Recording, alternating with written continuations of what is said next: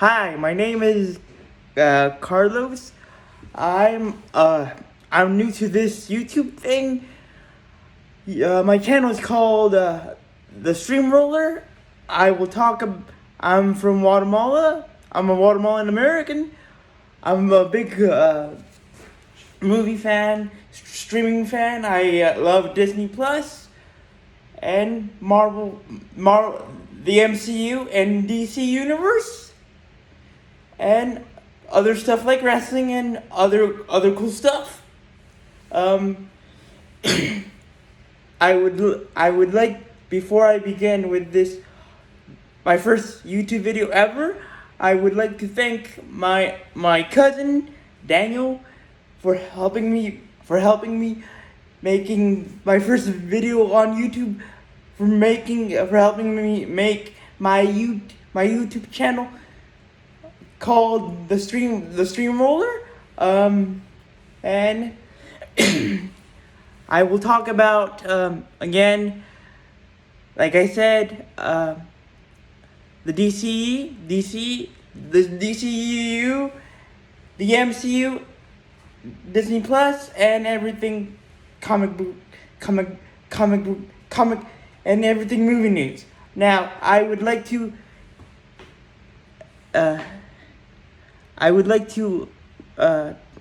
indicate that I am a fan first of. I'm a YouTube fan first before I'm a YouTuber. I'm a fan of the John Campy show, so I will take some of the stuff that they talked about on the John Campy show as a point of reference. But then I will also add my own opinions, my own take on the topics that they talked about on the John Campia show. So, with all that said, let's talk about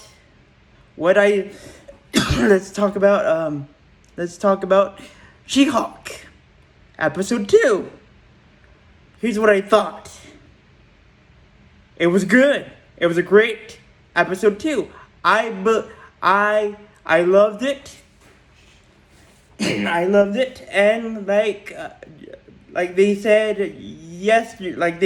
yesterday on the John Campy show, I would agree with the show that I would have loved more than a 30-minute episode. My favorite parts of the episode were obviously the part where Jen is talking to her cousin Bruce about taking the case or defending Abomination, and he's all cool with it. And my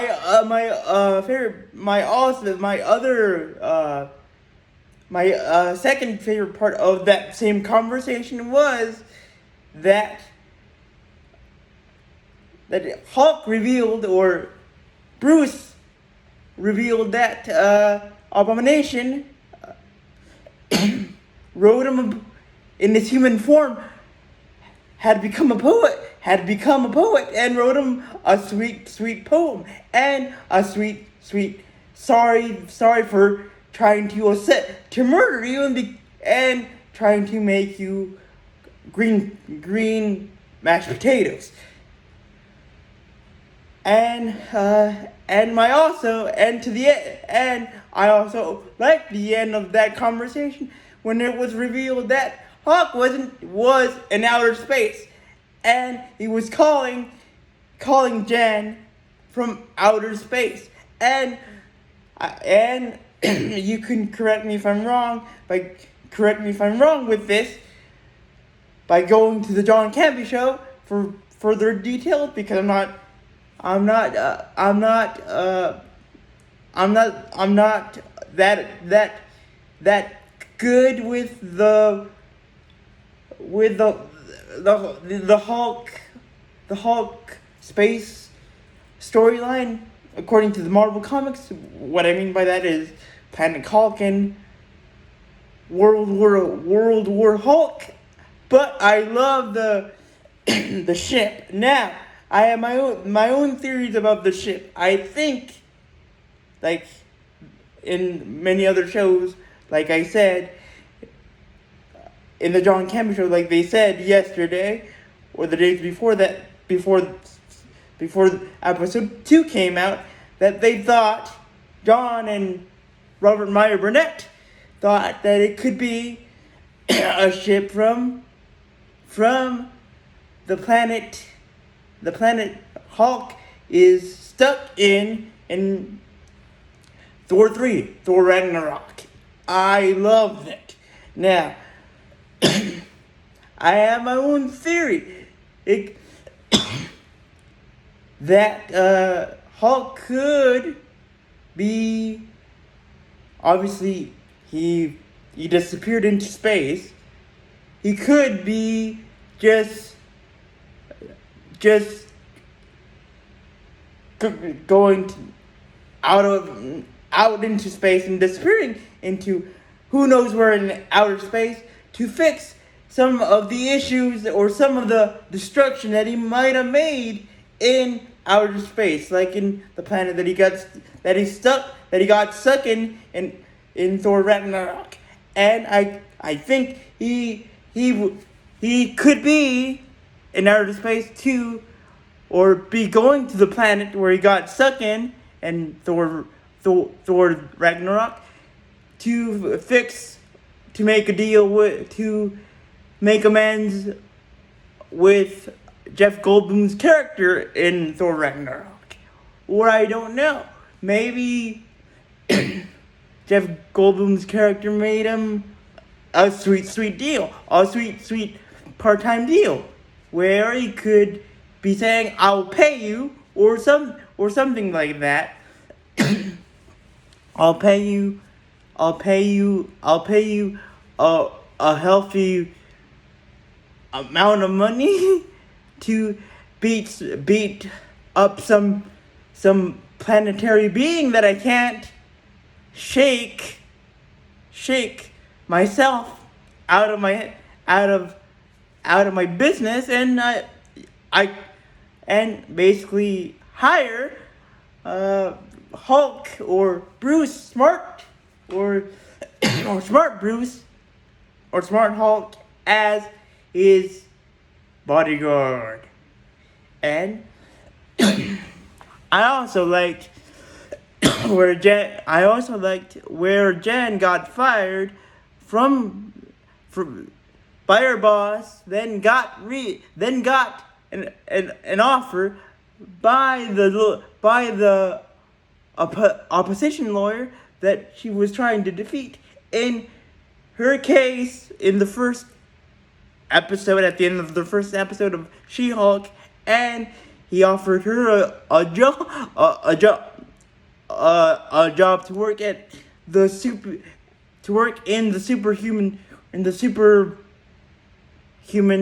division of their law firm. And I also liked where her new boss said, I want you to not come as Jennifer. I want you to come in as She-Hulk. Now I take that for me as a personal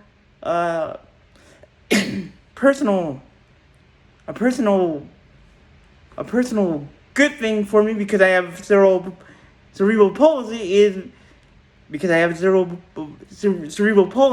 that I love that part of that episode of this episode, because it is telling me that her boss wants Jen to not see She-Hulk or the Hulk inside of her as a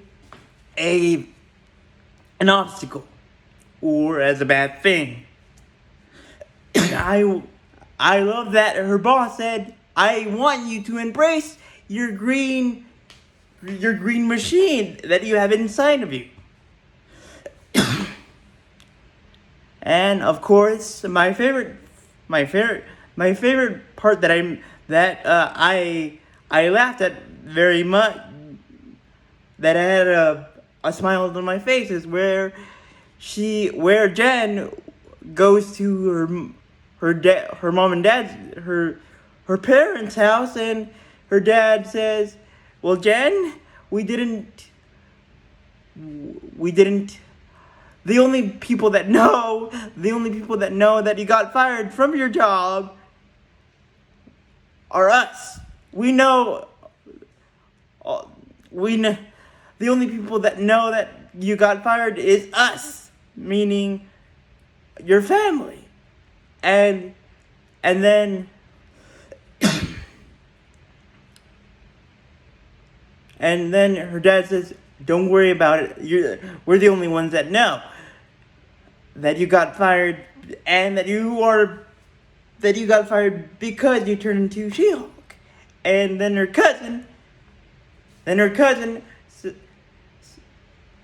says, "You got fired," in a gleeful way, and it was like I laughed my head off. I found that funny, but I also felt like Jen wanted to beat the holy crap out of her cousin when he said that. And of course, my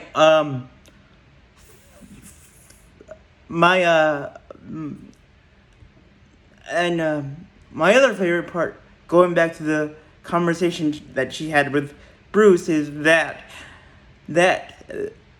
they treat each other like they're family. Yes, they're family. They're cousins, of course, but they're more like friends, cousins with a very close bond. What I mean by that is that she could convey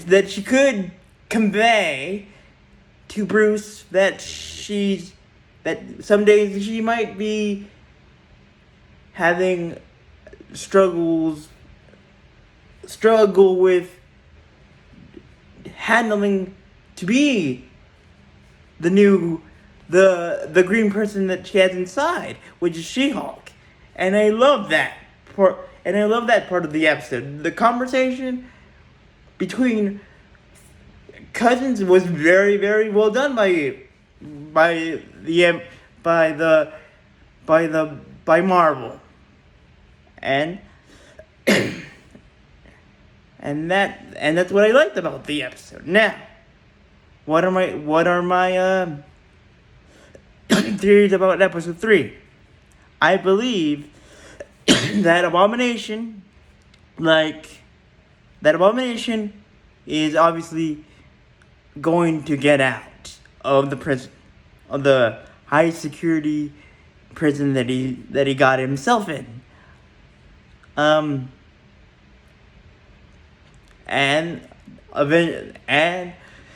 that She-Hulk, or Jen as She-Hulk, will be like running towards the brick wall that is Abomination, and she will turn into She-Hulk and will detain or fight him with the help of Wong, and then they will have a then after detaining one and detaining Abomination, she will have a very, very, very, very harsh conversation with Abomination and in his human form, and will say, I, and will have a difficult time in saying, how could, when, if, but, Abomination in its human form says, I'm sorry, I just wanted to get out and just let out all this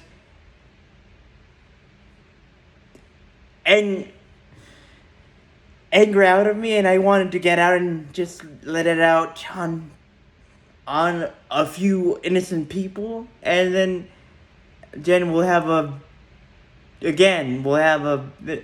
heart to Jen, heart to Hulk, She-Hulk conversation, and say, I can't, in her human mind, which she can think, and she can think as She-Hulk, as human that she is, because obviously her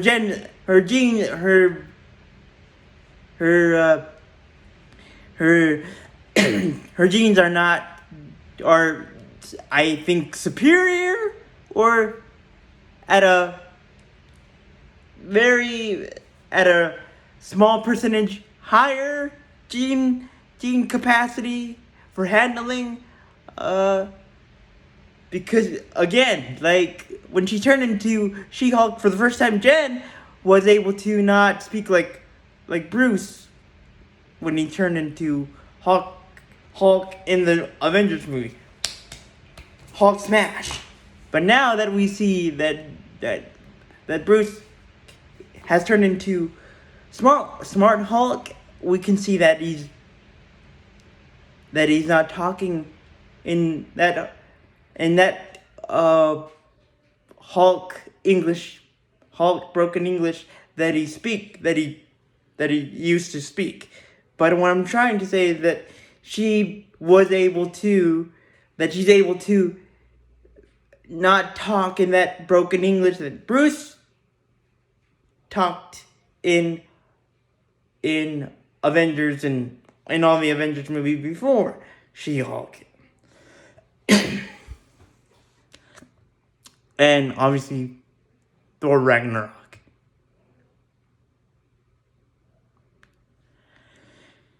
Now, and I think, just like Robert Meyer Burnett, that I think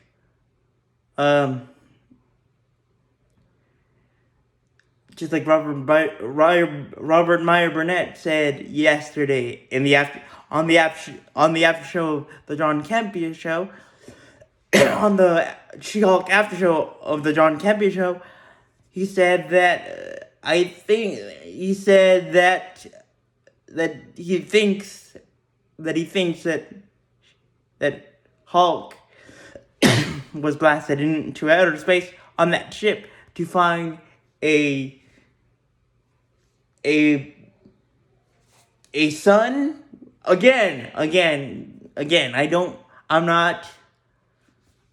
I'm not that well, I'm not that familiar with the Planet Hulk storyline in the comic book, in the Marvel comics, but I agree with John and Robert Meyer Burnett.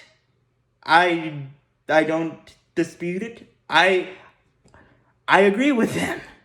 And now let's talk. And that's what those are my theories.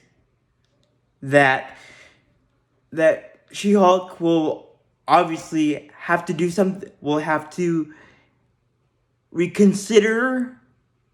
That Jen will have to reconsider. That she will think about, should I defend? Should I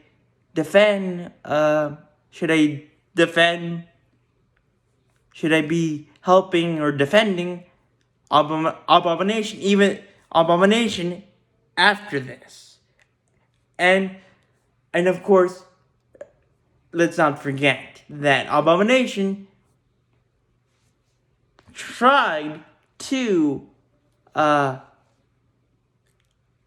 again make Hulk into a green pile of mashed potatoes in the Hulk MCU Hulk movie. So I think those are my theories. She will have a difficult time.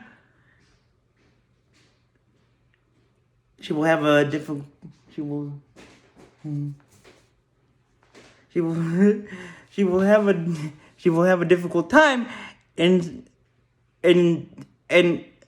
justifying how can I help Abomination after this. And of course, let's not forget after beating the holy heck out of him. That's after beating the holy heck out of him. When she sees that he's destroying the city. Of course, that's my theory. That she's gonna beat the holy crap out of him. The holy crap out of Abomination. Then, as Jen, she will say, like I said before, that she will say, "I can't defend you. I can't protect you." Then I can't defend you. I can't defend you after you did this. And of course, by this time, she will already have beaten the holy crap out of Abomination, and those are my theories. Now with the Wong, that's my Abomination theory. Now with Wong, I believe that I have two theories about Wong. That yes, like we saw in the trailers, the She-Hulk trailers, that yes, he's gonna appear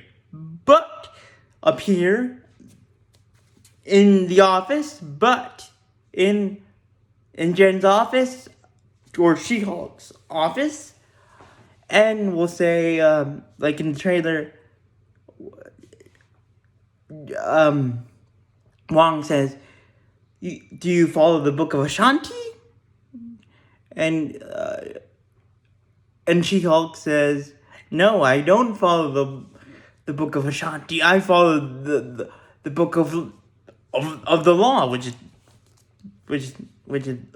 the book of the law." And I think that somehow I feel like She-Hulk will team up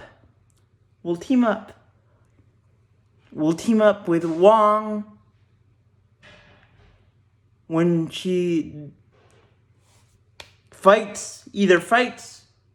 confronts Abomination, or will team up with Wong in episode 3 by helping him helping him and Doctor Strange, helping Wong doing something for Doctor Strange, or Doctor Strange in some capacity. I don't know. I don't know in what capacity that will be in, but I think that Wong and She-Hulk will team up either in confronting Abomination, or that She-Hulk will team up with Wong in something else. Now let's talk. Those are my theories. And if you want to get some more information or some other theories, you can check out the John Campia show. And now let's talk about Pinocchio, the live action Pinocchio, the new trailer, the new the new trailer that came out. I liked it. I liked it. I love the look of it. I'm really excited. Can't wait for all the things that are coming in on Disney Plus Day. And I really hope that you all like it, the movie, and I hope that you like the trailer, the new trailer that came out. I really love the feel and also the new footage, the new stuff that the new stuff that we saw. I think Tom Hanks will do great. Of course, he's witty. He's witty. Who's wrong? Tom Hanks can't do anything wrong. And now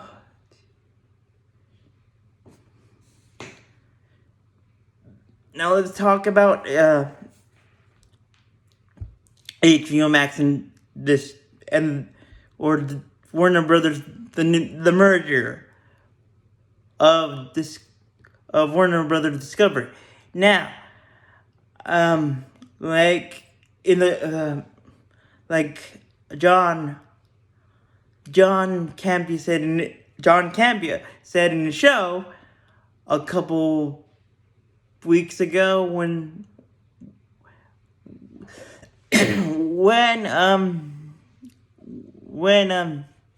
the news broke that Discovery, that HBO Max and Discovery Plus were coming together and becoming one streaming service. I agreed with the move. I agreed with John and Robert Meyer Burnett and Chris Carr about that this was a good thing, that this was a power play move.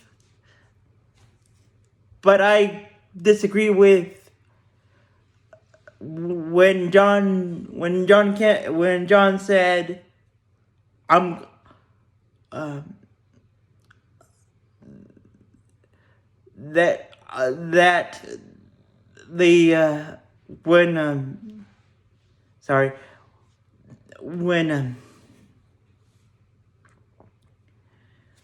I agree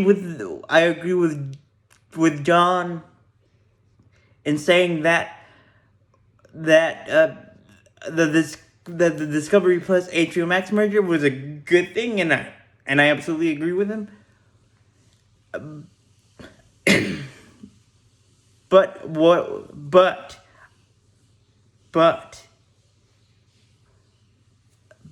I disagree with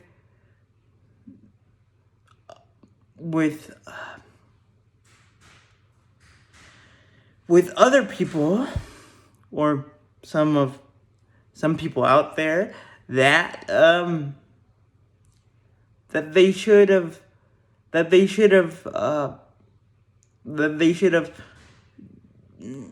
canceled Batgirl, because I'm a big fan of Batman, and I feel like Warner Brothers Discovery shouldn't have brought the Jedi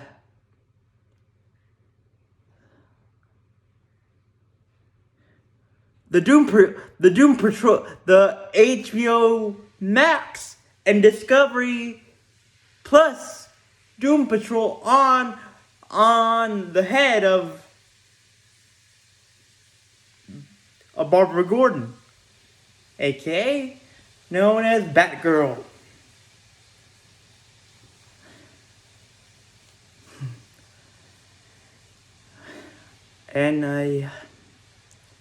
And before I leave you, I would like to recommend a good romantic comedy movie.